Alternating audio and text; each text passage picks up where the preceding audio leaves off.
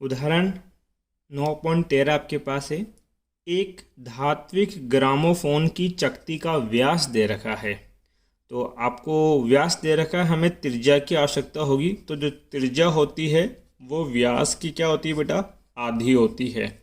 व्यास है 0.20 बट्टे में 2, त्रिज्या कितनी आ जाएगी बेटा 0.10 मीटर आपके पास, तथा 40 चक्कर प्रति मिनट की दर से क्षैतिज तल में घूमती है।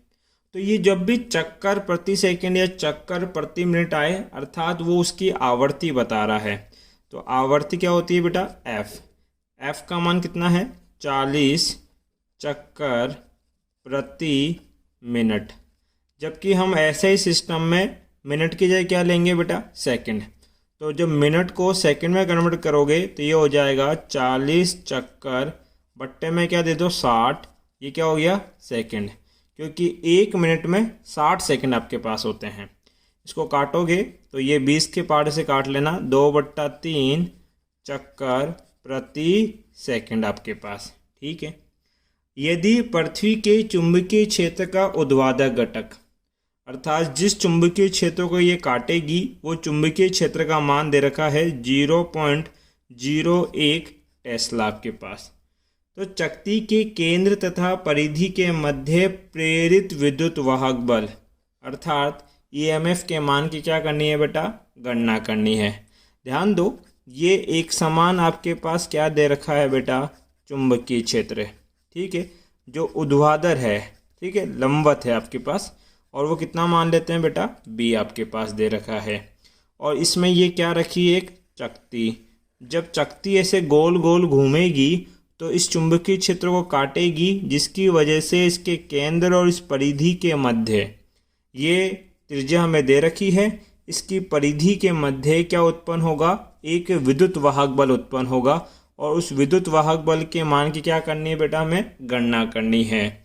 तो विद्युत वाहक बल का सूत्र हम पढ़ चुके हैं, कितना होता है बेटा आपके पास एफ बी ए। एफ क्या होती है उसकी आवर्ती, बी होता है चुंबकीय क्षेत्र, और ए क्या होता है बेटा आपके पास क्षेत्रफल।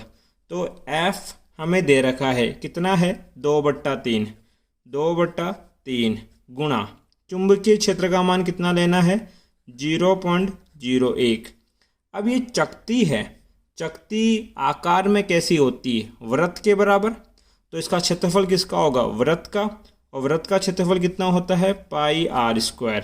सोल्व करें, 2 गुणा 0.01 बट्टे में क्या 3, पाई का मतलब 3.14, और त्रिज्या कितनी है बेटा 0.10।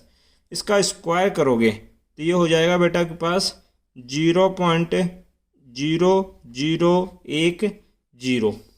ठीक है, 4 से पहले मतलब 10 का स्क्वायर 100 होगा।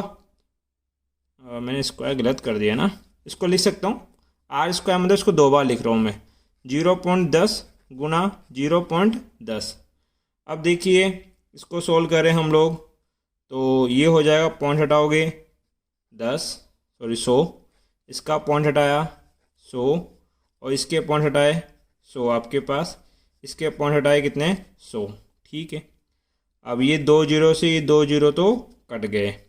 अब क्या बचा बेटा के पास 2 गुणा 314 आपके पास, ये कितना होता है के पास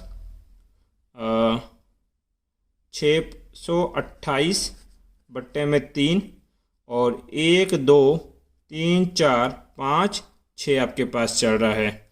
इसको लिखेंगे 10 की घात कितनी बेटा आपके पास 6, या इसको ऐसे लिख दो बेटा 100 गुणा 10 की घात 4। अब देखो 3 की वजह से 6.28 काटो, 3 दूनी 6, फिर 28, दोनों संख्या एक साथ उतरेगी इसलिए 0, उसके बाद 7 21, 8 बार नहीं 9 बार, 209 पॉइंट कुछ आगे जाएगा आपके पास, कुछ भी संख्या आएगी, बट्टे में चल रहा है 100 गुणा 10 की घात 4। नीचे जो 100 आया उसकी वजह से पॉइंट लगाओ तो ये हो जाएगा 2.09। अब 10 की घात 4 को ऊपर लेके जाओगे, 10 की घात कितनी हो जाएगी बेटा -4। क्या निकाला आपने विद्युत वाहक बल, इसका मात्रक क्या होता है बेटा वोल्ट। ये हमारा क्या हो गया आंसर।